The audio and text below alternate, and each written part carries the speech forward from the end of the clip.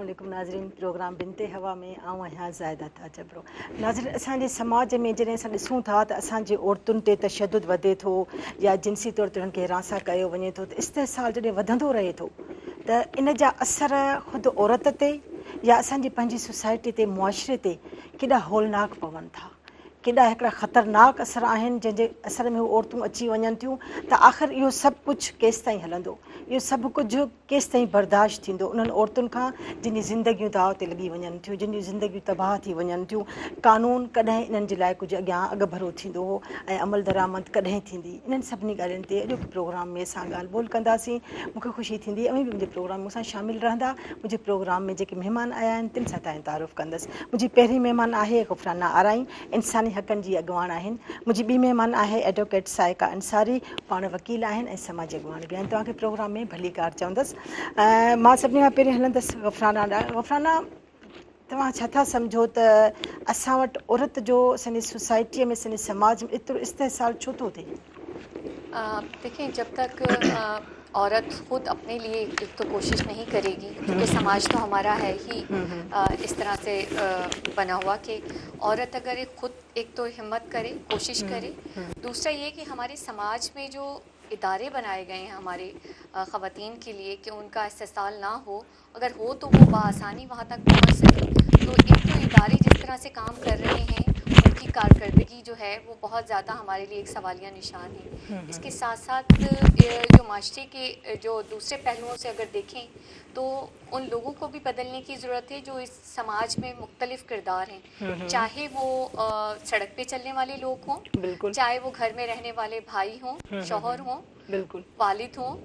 ये सारे किरदार ऐसे हैं जो औरत को अगर मजबूत करते हैं और औरत की हिम्मत बंधाते हैं तो औरत बिल्कुल बहुत सारे मसाइल से गुज़र के भी हिम्मत नहीं हारती और वो गुज़र पाती है, अपने लिए रास्ते ढूंढ पाती है। मगर चूँकि ये सारे जो किरदार हैं समाज में और हमारे इर्द गिर्द के लोग भी जो रहने वाले हैं, चाहे औरत घर में रहने वाली हो, समाज में जॉब करने वाली औरत हो, या खेतों में काम करने वाली औरत हो, या बच्चियाँ स्कूल जाने वाली हों, कॉलेज जाने वाली हों, यूनिवर्सिटी, सभी जगह पे इस्तेसाल होता है औरत का। ऐसा नहीं है कि मखसूस घर में घरेलू तशद्दुद ही है, इसके अलावा भी बहुत सारे पहलू हैं इसके।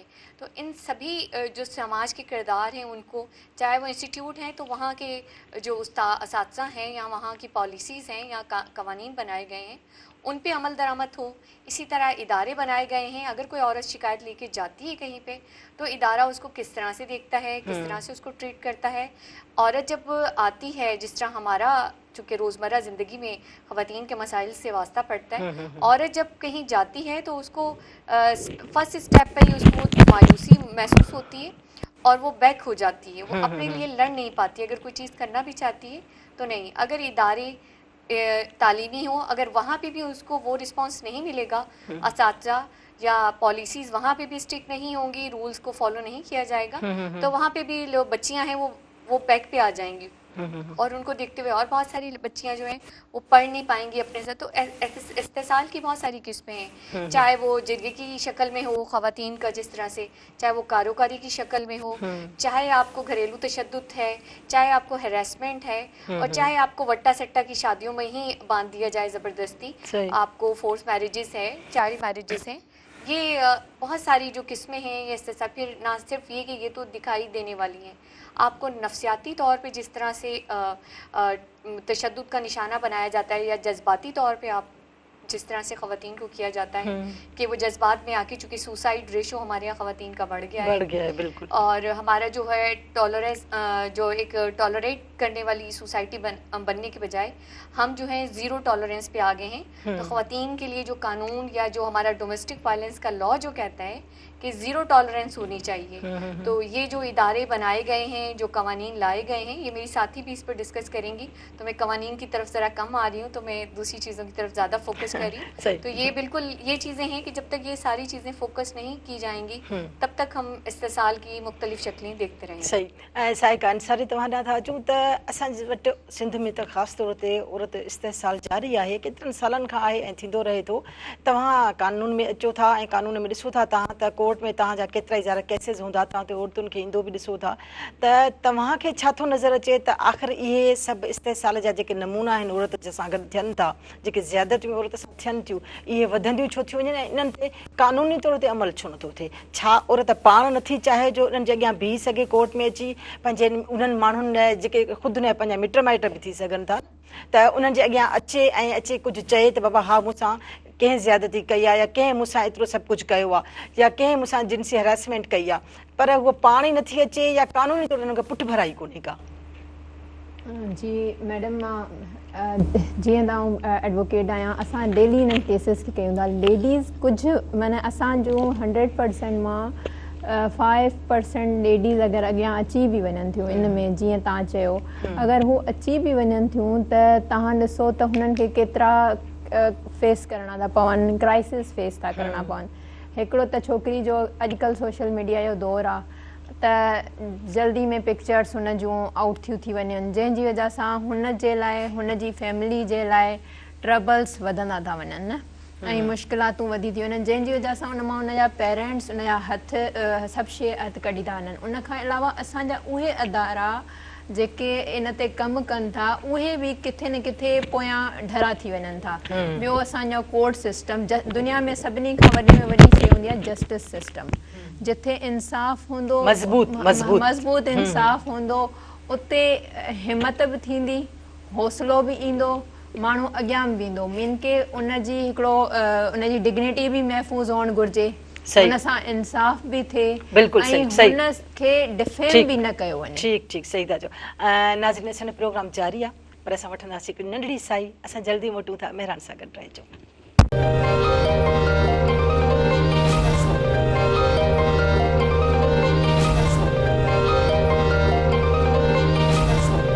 नाज़रीन, ॿीहर हाज़िर आहियूं बिनते हवा में। मां हलां थी गुफ़राना आराईअ ॾांहुं। गुफ़राना, असां वटि जॾहिं औरत इस्तेसाल थिए थो त हूअ हिकिड़ी नाउमीदी थी अची वञे हुन में औरत में, छो त हुनजो पंहिंजा जेके फैमिली मेंबर्स आहिनि, पर हुन जेको ख़ानदान आहे उहो त हुनजो साथ नथो ॾे, तॾहिं उहा वीचारी मजबूर थी वञे थी, तशदुद बि सहे थी ऐं ॿियूं जेके ज़्यादतियूं हुन ते थियनि थियूं सभु बर्दाश्त करे थी, पर जॾहिं उहा ॿाहिरि निकिरे थी त असांजो जेको समाज आहे उहो हुन जे लाइ केतिरो मुहाफ़िज़ साबित थिए थो?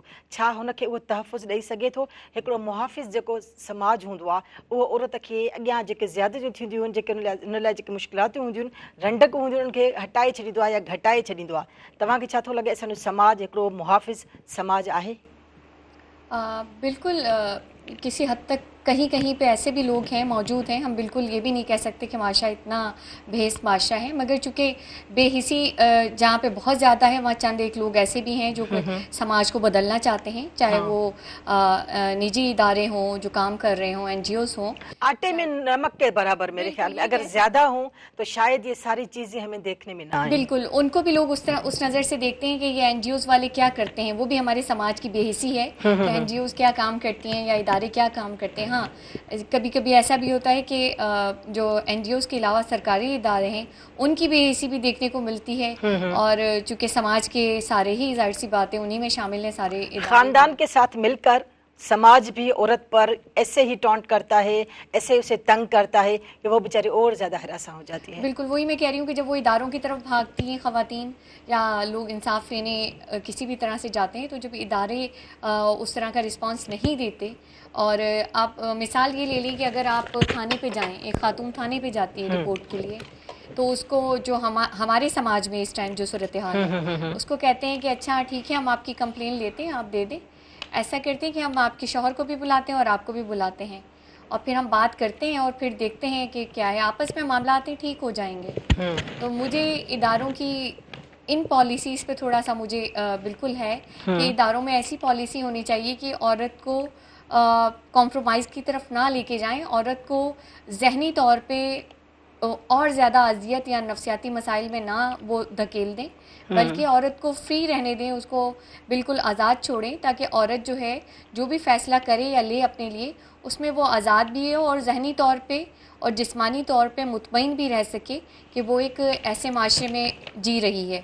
جب ادارے اس طرح کی، اسی طرح یہ ہوتا ہے کہ اگر سرکاری ادارے بنائے گئے ہیں، چاہے وہ شیلٹر ہوم ہوں یا سرکاری ادارے جو خواتین کے حوالے سے ہوں، تو ان کے لیے بھی ضروری ہے کہ وہ بھی خواتین کو اسی طرح سے اپنے جب وہ جاتی ہیں خواتین ان کی طرف، تو وہ بھی اسی طرح سے ٹریٹ کریں یا ان کو اسی طرح سے گائیڈ کریں کہ خواتین کو ایسا لگے کہ وہ کسی ایک محفوظ ادارے کی طرف گئی ہیں، نہ کہ وہ ایک اور قید میں جا رہی ہیں. تو یہ جو ہمارے معاشرے کی تھوڑی سی بے حسی یہ ہے. رہی بات یہ ہے کہ اگر مرد چاہے وہ باپ ہو، بھائی ہو یا شوہر ہو، اگر وہ ظلم کرتا ہے کسی بھی حوالے سے تو وہ تو بے حس ہے ہی. معاشرے کے یہ جو سارے پلر ہیں جنہیں ہم کہتے ہیں، پھر وکلا کی طرف جائیں تو وکلا جو ہیں وہ اتنی بھاری فیسز بتاتے ہیں خواتین کو یا بہت ساری مشکل راستے بتاتے ہیں کہ خاتون ایک بار تو کورٹ اور کچہری کے چکر لگائے گی، دوسری بار وہ جانا مناسب نہیں سمجھتی. اچھا، آپ کے پاس کوئی فیکٹ اینڈ فگرز ہیں جس سے پتہ چلے کہ ہماری عورتوں کے ساتھ کیا ہو رہا ہے؟ بالکل. جو حال ہی میں اگر آپ 2-3 دن کے اخبارات سے ہی آپ اندازہ لگا لیں تو ہمارے معاشرے کی بے حسی ہے کہ ایک بچی کے ساتھ اجتماعی زیادتی کی جاتی ہے، 13 سالہ بچے کے ساتھ. ٹھیک ہے. اسی طرح سے خاتون کو دوڑا کے اس کو قتل کیا جاتا ہے. اسی طرح سے جو ماضی میں، اس سے تھوڑے ماضی قریب میں دیکھیں تو ایسے بہت سارے واقعات ہیں. فاطمہ فرورو والا کیس دیکھ لیں، وہ ایک بچی تھی. اسی طرح بہت ساری خواتین ہیں. میں اب اگر وزیرہ چھچر کا کیس دیکھیں، چونکہ تھوڑا پرانا ہے مگر اس کی جو جس طرح سے اس کو مارا گیا وہ بڑی تکلیف دہ، مطلب وہ ہم نے جو دیکھا وہ نہیں دیکھ سکتے ہم. اسی طرح بہت ساری خواتین کو جلا دیا جاتا ہے یا ان کو اس طرح مجبور کر دیا جاتا ہے کہ وہ خودکشی پہ مجبور ہو جاتی ہیں. تو ان جیسے یہ جو سارے واقعات ہیں اور آپ کو زبردستی جو ہے رشتوں میں باندھ دینا، یہ ایک مطلب بہت بڑی اذیت ہے خواتین کے لیے. آپ سے جب مشقت لی جاتی ہے، چاہے وہ خواتین کہیں بھی کام کر رہی ہوں، کھیت سے لے کے اداروں تک، اور وہاں جو اس کو ہیریسمنٹ اور ذہنی تشدد کا نشانہ بنایا جاتا ہے. جیسے خاتون نے جاب کرتی تھی تو ان کے ساتھ اسٹاف میں ہی کچھ اس طرح سے ماحول بنایا گیا ان کے لیے، تو انہوں نے سوسائڈ کر لی. تو یہ معاشرے کی بے حسیاں ہیں جو مختلف طریقوں سے سامنے آتی ہیں. فیکٹس اور فگر کے حساب سے دیکھا جائے تو سندھ میں سب سے زیادہ جو ہے ہمارا وہ خواتین کے ہی حوالے سے جو ہمارے تشدد کے واقعات رپورٹ ہوتے ہیں اور قتل و غارت کے واقعات ہوتے ہیں. چاہے وہ قبائلی جھگڑے ہوں، جرگے ہوں، تب بھی عورت کا ہی استعمال ہوتا ہے جرگوں میں، پنچایت میں. اور سب سے بڑی بے حسی یہ ہے کہ ادارے بھی عورت کو کہتے ہیں کہ کمپرومائز کریں. آپ کے جرگے، پنچایت اور آپ کا سماج بھی کہتا ہے کہ دیکھو تم اب بچے ہیں تو کہاں جاؤ گی، اور تم عورت ہو، اب تم سے کون اور شادی کرے گا، اور کرے گا تو پھر کیسا ہوگا، ڈرائے گا، مطلب وہ سے زیادہ ڈرائے گا. وہ بہت سارے پہلوؤں سے. اور پھر سب سے بڑی جو عورت کے لیے ایک سب سے بڑا ایک جو ذہنی نفسیاتی اور اس کو خود کو جو فیل ہوتا ہے وہ سب سے زیادہ، اگر اس کا معاشی وہ مستحکم بالکل نہیں ہے، وہ اسی لیے مجبور ہو گئی جو جاتے بہت زیادہ. اچھا، اساں ہلوں تھا سائیکا ڏانهن. سائیکا انصاري اساں وٽ سندھ میں 7 تھاڻا آهن عورتن جي لاءِ، پر انہن ماں کٿي بि اساں کي کا FIR اهڙي نظر نٿي اچي جيڪا عورت اچي ان کي لانچ کرائي. ڇو ائين ڇو؟ میڈم چاندس تو موسٹلی عورتوں ایندیوں آئین ان نئی جے لائے نا FIR نظر تک کون تھی جيڪا بي FIR ڈوميسٹک وائلنس تے، پر اساں وٹے ڈوميسٹک وائلنس ہکڑو ٹیبو ہے جن جی وجہ سے اج تائیں اساں پڑھیا لکھیا جج بھی ان کے ایکسیپٹ نٿا کن تے ایک عورت تے تشدد تھیو ہے، ان جا وار رات جے ٹائم پٹیا ویا ہن، ان کے مار ڈنی وئی ہے، ان تے نشان ہن. ان کھاں پو اگر رات جو ٹیم بجے ان عورت کے کڈیو تھو ونے، اها عورت صبح جو اٿي MLO جيڪي فيميل آهي، ڏسو ان جو ويٽ ٿي ڪري، اها MLO بھی ان جو نٿي ڪري، میڊيڪل کام جي ٿي وڃي، اها میڊيڪل نہ ہے. اچھا گھراں مار کھادي تے ٹھیک ہے، کا ڳالهه مسئلو نہ ہے، ٹھیک ہے، زور منے کہ ڇو پولیس وارا بھی انن کے کا بھی لیٹر نہ ڏيندا، ہوڏا MLO ان جو کم کون کندي. ان کے صاف اگر هن کرے بھی چھڏيو ۽ اساں ان کي فیکٹس اینڈ فگر میں لکھيو ته ہسبینڈ مار ڏني یا سس ڏني ننان ڏني، یا وری فار ایگزامپل گھر میں بھا ڏني پی ڏني، मां ॾिनी आहे इन तरह जा त हू हमेशह जजिस जो हूंदो आहे त तव्हांखे प्रोटेक्शन अलो थी वई, बाक़ी FIR डिसमिस आहे, छो जे करे बाबा घर वञ घरेलू मसइलनि खे हिते नाहे आणबो। इहो असांजो माना जेसिताईं असां पंहिंजे ज़हनी तौर ते पंहिंजे पाण खे तयारु कोन कंदासीं कंहिं कानून ते जे लाइ, त उन कानून खे असां कॾहिं बि इम्प्लीमेंट कोन कराए सघंदासीं। जेसिताईं पहिरीं माना इम्प्लीमेंट कराइण लाइ पहिरीं असांजी थियणु घुरिजे, काउंसलिंग थियणु घुरिजे, असांजे जजिस जी थियणु घुरिजे, असांजे वकीलनि जी काउंसलिंग थियणु घुरिजे, असांजे एक्टिविस्ट जी काउंसलिंग थियणु घुरिजे कि बाबा ही माण्हू हीअ डोमेस्टिक वायलेंस आहे त हिते, ऐं असांजे पुलिस वारनि जी MLOs जी काउंसलिंग थियणु घुरिजे त अगरि का औरत मार खाई अचे थी, भले हुनखे हिकिड़ी थप्पड़ ई छो न आहे, त उन ते बि FIR कटणु घुरिजे। अॼु थप्पड़ खाधी अथई, सुभाणे मुक खाईंदी, परी ॿी का शइ खाईंदी, आख़िर में तव्हां पाण ॾिसो था हैदराबाद में हिकिड़ी न्याणी खे जंहिंखे मारियो वियो, उनजा 4 ॿार हिन महिल में ज़हन था नालो जाम हाई प्रोफाइल केस वियो हो, उनजा ॿार तक पीउ खे एॾो बेदर्दी सां मारियो वियो। ऐं उन ते अगरि इहा छोकिरी घणा दफ़ा घर आई हूंदी, घणा दफ़ा पंहिंजे घर वारनि खे इहो मसइलो ॿुधायो हूंदो त मूंखे मारियो वियो आहे, आख़िर एट द एंड इहो माइट वापसि मोकिले था छॾियो। हा, माइट उनखे वापसि मोकिलनि पिया। ऐं इन केस अगरि हू कोर्ट में अची वई त छा थींदो, वधि में वधि मेंटेनेंस मिलंदासीं। मेंटेनेंस ॾियण वारियूं जज साहिबान माशाल्लाह सां 4 खां 5 हज़ार रुपया पर ॿार जो अॼुकल्ह जे दौर में तव्हां ॾिसी वठो त अगरि पर ॿार 4 खां 5 हज़ार मिले थो त तव्हां हिकु औरत पंहिंजे पाण खे ख़ुदकुशी या फांसी न ॾींदी त छा कंदी? ऐं उन खां पोइ या खुला वठे, माने मार बि औरत खे मिली, सज़ा बि औरत खे मिली। बिल्कुलु। त इहो माने कि जेसिताईं असां काउंसलिंग न कंदासीं पंहिंजे पहिरें आला उहिदेदारनि जा, आला माण्हू जेके माने कि इन्हनि खे इम्प्लीमेंट कराईंदा, तेसिताईं असां हिन माशरे खे अॻियां ताईं वठी नथा हली सघूं। ऐं मां पहिरीं बि इहा ई ॻाल्हि कही, जेसिताईं इंसाफ़ स्ट्रॉन्गली, जेसिताईं जस्टिस न थींदो तेसिताईं इहे हालात ख़तमु कॾहिं न थींदा। अच्छा, अने पंहिंजो हुनजो ख़ानदान साथ ॾेई सघे थो त शायदि अॻियां ॻाल्हि वधे? न, असल में मां त मोस्टली असां त सॼो ॾींहुं ॾे नथो, ख़ानदान साथ ॾे नथो, अगरि ॾेई बि वञे थो, ख़ानदान अगरि बीह बि वेंदो आहे, पर माज़रत सां असांजो माशरो उन्हनि खे एतिरो त निगाह सां ॾिसंदो आहे। हिकिड़ी औरत अगरि कोर्ट में यकीन कयो मेंटेनेंस वठण बि ईंदी आहे त हू ईअं फील कंदी आहे, तव्हां अहिड़ी मां औरत ॾिठी, मां हिकु केस डिस्कस कयां थी जंहिंमें हिकु लेडी खे कैंसर थी वियो पंहिंजे हस्बैंड जी तशद्दुद बर्दाश्त कंदे कंदे। अच्छा। उन खां पोइ हू पंहिंजे जेके पढ़ियल लिखियल ब्रदर्स खे डिस्कस कंदी रही त तव्हां मुंहिंजे हस्बैंड खे सम्झायो कयो, त उनजा हस्बैंड उनजा ब्रदर जेके पढ़िया लिखिया 19 ग्रेड जा 20 ग्रेड जा ऑफिसर माशाल्लाह सां, उहे उन सां गॾु अचण लाइ तयारु कोन हुआ कोर्ट में। छो असांजो नालो ख़राबु थींदो त असांजी भेण जेकी आहे उहा मेंटेनेंस वठण लाइ कोर्ट पई पहुचे, जॾहिं त हू औरत पढ़ी लिखी हुई, पाण बि पढ़ी लिखी, लेकिन हुनखे हो त मां कैंसर पेशेंट बि थी वियमि, बीमारियूं बि आहिनि, मां 3 ॿार पंहिंजा कीअं पालींदसि। उन औरत सां अगरि पढ़ियो लिखियो माशरो नथो बीहे त मां चवां थी अगरि को अणपढ़ियल पीउ बीहे थो त हुनखे सलाम। त मसइलो इहो आहे कि छो जे करे अगरि हू ईंदो त 10 माण्हू हुनखे चवंदा, अड़े तुंहिंजी भेण अची वई न, माण्हू दिमाग़ ख़राब था कनि वधीक। तव्हां हा हिते त थींदो ई आहे, अड़े औरतुनि जा त कम आहिनि, औरतुनि कॾहिं बि असां मर्द खे कॾहिं बि ग़लति न चयो आहे। मर्द शराबी आहे, औरत कंप्रोमाइज़ करे, सही चयो वेंदो, तूं चुप थी तो में का कमज़ोरी हूंदी।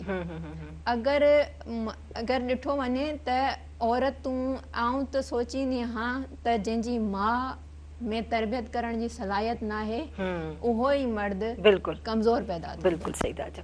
ऐं नाज़रीन, प्रोग्राम जारी आहे, पर वठंदासीं हिकु नंढिड़ो ब्रेक, जल्दी मोटूं था, असां सां गॾु रहिजो।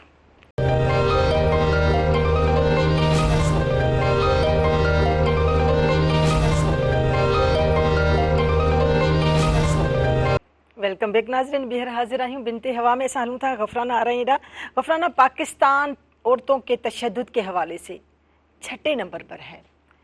ये बहुत बड़ी बात है कि हमारे समाज में हमारी औरत पर इतना तशद्दुद हुआ कि हमारा मुल्क 6ठे नंबर पर आ गया, क्या कहेंगी? बिल्कुल, जो हमारा माशरा है और जो मैंने यहाँ, मुझे आप ये बताएं कि यहाँ पर आपको कमज़ोर मुहर्रिक कौन नज़र आ रहा है? क्या वो औरत खुद, या उसकी फैमिली, या हमारा समाज, या हमारा कानून? यहाँ पे हमारा जो समाज तो में है ही कमज़ोर, मगर सबसे मैं जो अवलियत दूंगी कि सबसे पहले जो है वो हमारा जो है रियासत की जो ज़िम्मेदारी है, जो कवानीन बनाए गए हैं वो रियासत की ज़िम्मेदारी है कि उस पर अमल करवाए। और इस टाइम जो रियासत है वो ही सबसे ज़्यादा कमज़ोर नज़र आती है कि आपने कवानीन बनाए, इदारे बनाए, मगर अमल नहीं हो रहा। तो सबसे जो बड़ी ज़िम्मेदारी है वो रियासत की है कि वो अपने इदारों को पाबंद करे, कवानीन पे सख्ती से अमल करे। तो क्यों नहीं ये तशद्दुद के वाक़यात यकीनन ख़त्म होंगे और लोग डरेंगे कि सज़ाएं होती हैं। हमारे यहाँ कवानीन बने, सज़ाएं कहाँ होती हैं? कई साल रहने के बाद, कत्ल करने के बाद जेल से बाहर होते हैं। आपने किसी पे तेज़ाब फेंक दिया, कुछ साल केस चला, आप बाहर हैं किसी ना किसी तरह से। इवन कि जो अभी हाल ही में हैदराबाद के करीब का हम सराउंडिंग का ही केस देख लें तो उसमें ऑनर किलिंग में खातून को कत्ल किया गया है, मगर वो जो है असल मुजरिम बाहर घूम रहे हैं और अंदर कोई एक बंदा वो भेज देते हैं जेल में कि ये बंदा जी इसने कत्ल किया था, और जो असल मुजरिम है कत्ल करने वाले वो आज़ाद घूम रहे हैं। वो धमकियाँ भी दे रहे हैं उसके वालिदैन को बच्ची के। और वो इस तरह के जब माशरे में कवानीन पे अमल दरामद नहीं होगा, और ख़ास तौर पे हमारे यहाँ जो साइका ने भी अभी बात की कि पुलिस की ट्रेनिंग बहुत ज़रूरी है इसमें। ये रियासत की ज़िम्मेदारी कि अपने इदारों को भी उतना ही मजबूत करे, और कवानीन पे अमल दरामद तभी होगा जब इदारे मजबूत होंगे, पुलिस, वकला और आपके जो बनाए गए इदारे हैं तहफ़्फ़ुज़ के लिए। अच्छा, ये सब भी हमारे समाज का हिस्सा हैं। यहाँ पर जो मैं बात कर रही थी कि हमारे समाज में कौन कमज़ोर है, तो यही वो चीज़ें हैं जो हमें कमज़ोरी दिखा रही हैं। हमारी पुलिस हो गई, वो जहाँ औरत आती है जेल में या थाने पर आती है तो उनका बिहेवियर पुलिस वालों का, या कोर्ट में उसके साथ क्या हो रहा है, या हमारे यहाँ जो थाने होते हैं उसके बाहर जो लोग होते हैं वो उनके साथ क्या कर रहे हैं। तो ये सारी चीज़ें जो है ना हमारे पास यही नज़र आ रही हैं कि औरत जो बददिल होकर वापस अपने घर चली जा रही है तशद्दुद वाले घर में, सिर्फ इसलिए कि वहाँ उसे कोई उम्मीद नज़र नहीं आती, ऐसा कोई मजबूत किरदार नज़र नहीं आ रहा जो इसकी हेल्प कर सके। बिल्कुल, औरतें यही कि कमज़ोर पड़ती हैं कि जब उन्हें माशरे में ये जो सारे बनाए गए इदारे हैं, सारे किरदार वो देखती है सारे कमज़ोर हैं। हाँ बिल्कुल। उसके साथ साथ जब औरत, जैसे भी इन्होंने एक खातून का जिक्र किया तो कुर्रतुल-ऐन का जो केस था, जो काफ़ी NGOs ने और सब समाज के और किरदारों ने उस पर एहतजाज भी किया और वो सामने उस तरह से लाए। तो जब हम उनकी फैमिली से मिले थे तो उसका शौहर एक बार नहीं, उसे कई बार तशद्दुद का निशाना बनाता रहा था, और वो फिर आके वालिदैन के घर आती थी, वापस चली जाती थी।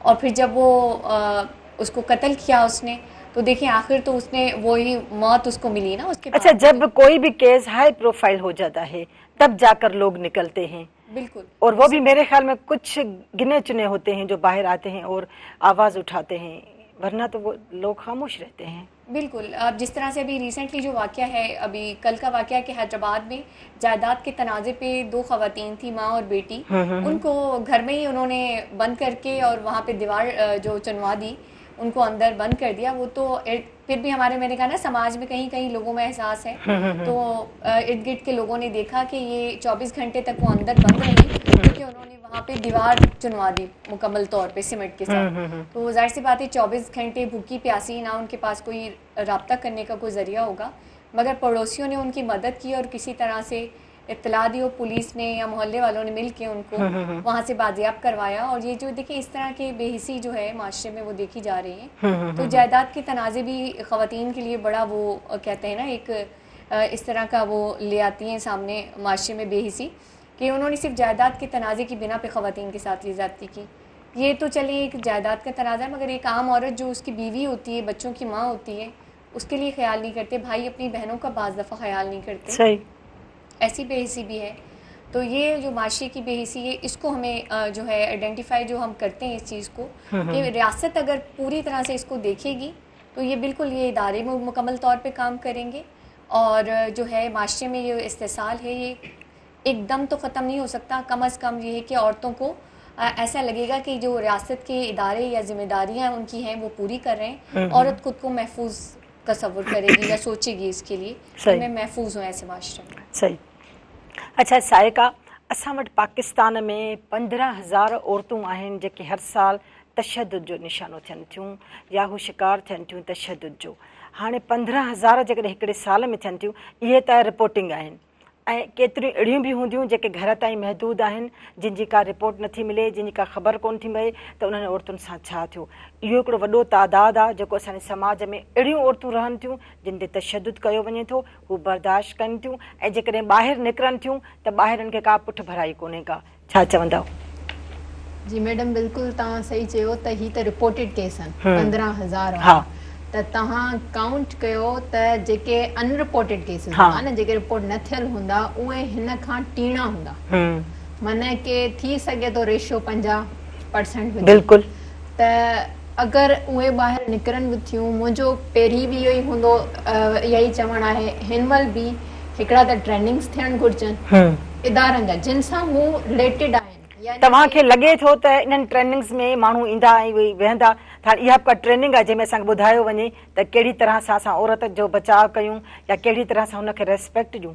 न, असल में इहा ॻाल्हि न आहे। असांखे उन कानून खे उन्हनि खे सम्झाइण लाइ त हिकिड़ो तशदुद थियल औरत खे तव्हां सम्झो, अगरि को मर्द वञे फॉर एग्जाम्पल, उनखे कंहिं पाड़े वारे बि धक आयो आहे, तव्हां ॾिसो FIR थी वेंदियूं आहिनि, 5 FIR हिक ॿिए ते कराईंदा। बिल्कुलु ठीकु आहे। अगरि का औरत वञे थी त उनखे बि क्राइम जे तहत तव्हां उनखे खणो, उन शइ खे घरूली मसइलो न खणो। छो जे करे हिन महिल तव्हां ॾिसंदव, अगरि तव्हां टेस्ट कराईंदव मोस्टली माण्हुनि जा, त साइकोलॉजिकल 40 to 45% माण्हू साइकोलॉजिकल पेशेंट आहिनि। बिल्कुलु बिल्कुलु। ठीकु आहे। ऐं जंहिं औरत ते तशदुद थिए थो उहा त 100% ज़हनी तौर जो दबाव जो शिकार थी वञे थी ऐं ज़हनी मरीज़ा बणिजी वञे थी। बिल्कुलु। जंहिंजे तशदुद थिए थो उहो बि साइकोलॉजिकल पेशेंट, ऐं जेको करे पियो त उहो त आहे, उहो बि उहो आहे ई आहे।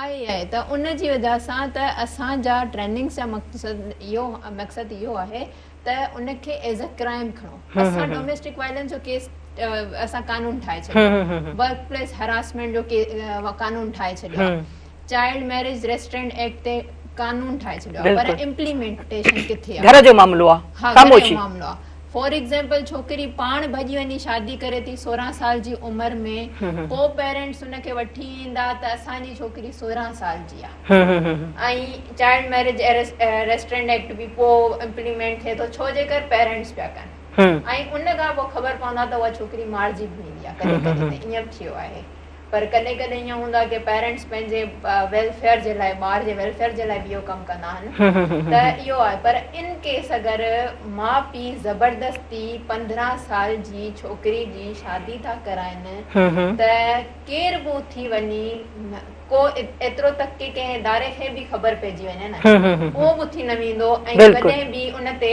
डायरेक्ट कंप्लेन में या फॉर एग्जाम्पल FIR न कराईंदो, चवंदा माइटनि कराई आहे।